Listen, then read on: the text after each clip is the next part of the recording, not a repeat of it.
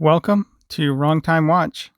My name is Kevin, and today we're looking at two Damasko watches again. Looking at the DA37, which was lent in by Art, and then looking at my DA46. I haven't really worn this watch much, and actually I bought this at least a year or two before I started this channel, so it's fun to have it back out and taking a look at it again. Now, these watches do have quite a few similarities and some obvious differences. So first off, you'll see this is a white dial, black on white, and then this is a black dial with white on black. Now, this watch I purchased used a few years ago, as I had mentioned, and I believe this is a customized secondhand because on the Watchman website it's a yellowish color secondhand. They both have the day and date, and they both have the same movement. They have the ETA 2836-2 movement, and the case sizes are exactly the same on these, so it's the same case, just with a different bezel. Some of the text on the back of this one is a little bit different. I think that's due to the bezel. A little more information about the bezel on there. One of these days I will look up on online what these words are. But basically they're both shockproof, they're both anti-magnetic, they're both 100 meter water resistant, and they both have the negative pressure resistance as well. That would be if the atmosphere outside of the watch is less than the atmosphere inside the watch to prevent this crystal from popping off. They both have the ice-hardened steel because it's the same case, but so that gives you a bunch of scratch resistance, 60 Rockwell hardness, which is 710 on the Vickers scale. You see drilled lugs here.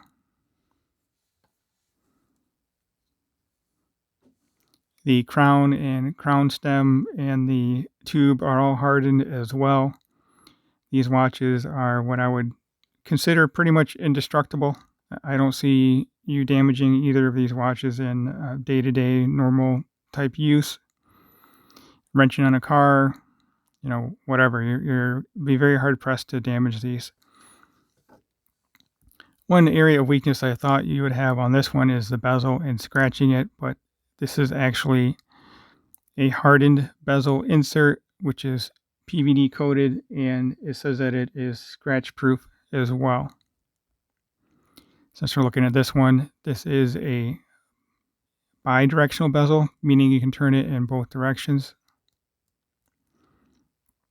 which is perfectly fine because this is a pilot watch. It's not a dive watch, as you could probably tell from the 100 meter water resistant rating. And this is a 60 click bezel. And the bezel action on this is unlike any other watch I've ever had. It's a very crisp but easy to turn. There's no back play. There's no play at all. This bezel is amazing. It's like I said, the best bezel action I have felt.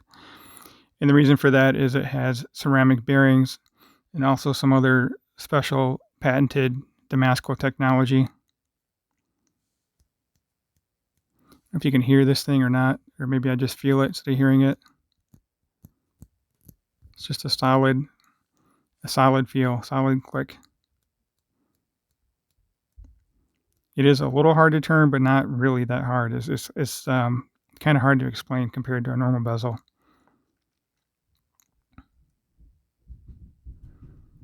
It's such a cool watch. I like all these Damasko watches, the few that I've been able to pick up used, and this one that was lent in. I probably should reduce the collection. I just don't know which ones to keep and which ones to get rid of. So let's see here. They both have the Viton gaskets and seals. So the main difference is, of course, the dial, reverse colors basically, and the bezel. I'll put both of these on wrist in a moment. Even the strap is essentially the same, just with different stitching. Both black strap. The buckle is signed on both of them. And they have these little leather flaps here.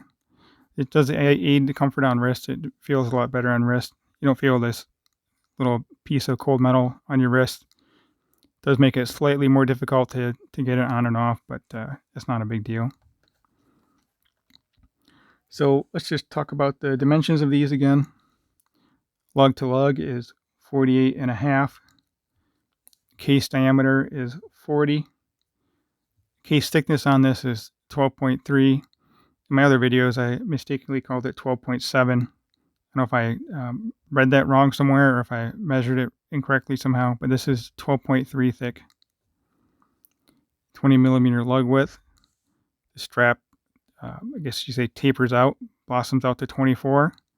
Then it tapers back down to 18. These watches are very comfortable on wrist. Crown size is 6.5 millimeter. Now let's go over the specs on this. The case is exactly the same size, but we'll just discuss it again briefly. 48.5 lug to lug, 40 millimeter case diameter from this direction here. Well, the case is 40 millimeter, but the bezel itself sticks out. The bezel is 41.8. So the bezel is proud of the case, which definitely aids in getting a good purchase on this and rotating it around. The bezel is a little sharp, but that again aids in the grip. Very easy to get a hold of that and turn it. Same thickness, even with the bezel, same thickness, 12.3, 20 millimeter lug width as well. So they both feel great on wrist. Let's put them on wrist first, and you can see how they look.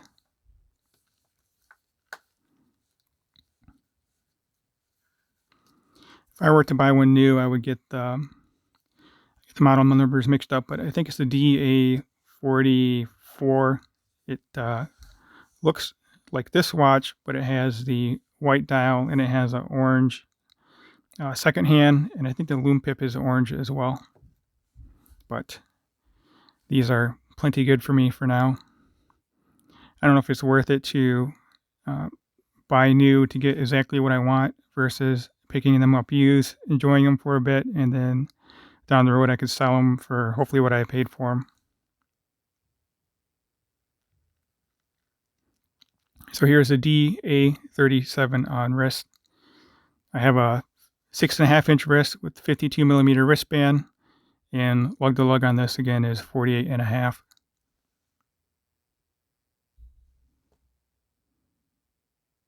So here we are zoomed out a bit.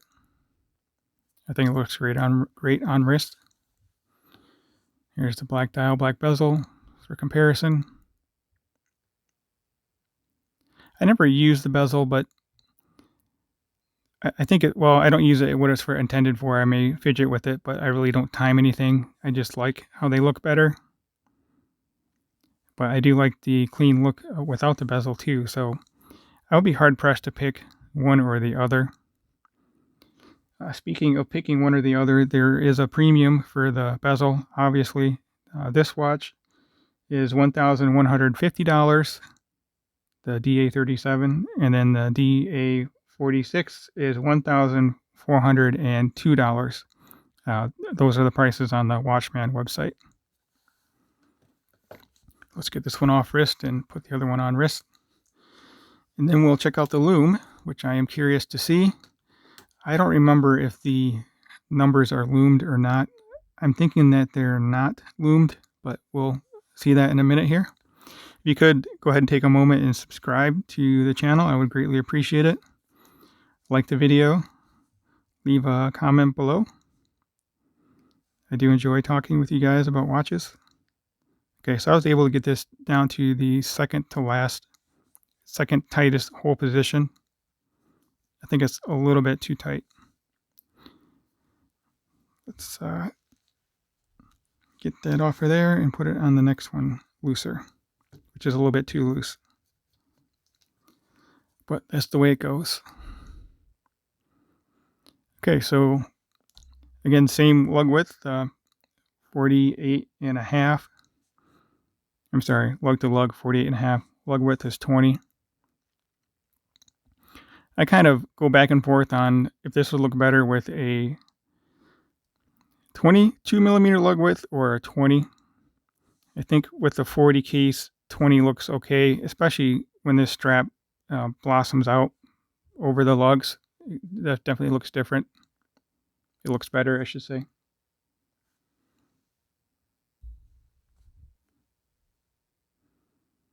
Also, the sapphire crystal has AR coating on both sides, so it really just disappears. There you can see the crystal there, but if the light's not directly reflecting off of it, it basically just disappears. Looks like there's no crystal at all.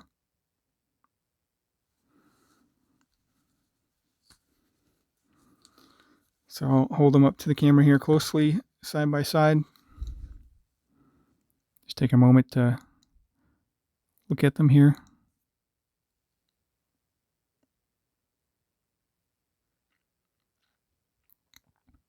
I'm not sure which is more legible. Probably the white on black. But again, when you check out the lume, the one on the right is definitely better with the lume. At least that will be my assumption based on my previous video with my DB5. Actually, I have it over here. I haven't put it away yet. Just the DB5. I'll just leave them all out for the lume. So I'll be right back with the lume and we can see how it looks. All right, so here we are, the moment we've all been waiting for, or maybe not, but anyway, on the left is DA46. You can see here the lume pip, or the pip at the 12 o'clock is loomed. And then in the middle we have the DA37 with the full lume dial, obviously. And on the right we have DB5, which is essentially a special version of the DA36. DA36, the numbers are not loomed.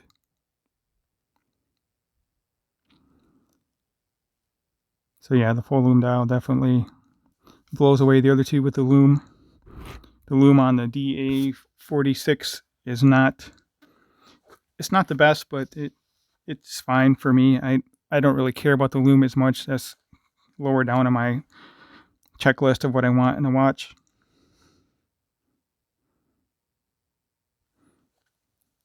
So let me know what you think. Which of these watches would you choose? And again, thank you for watching, and I'll catch you on the next video.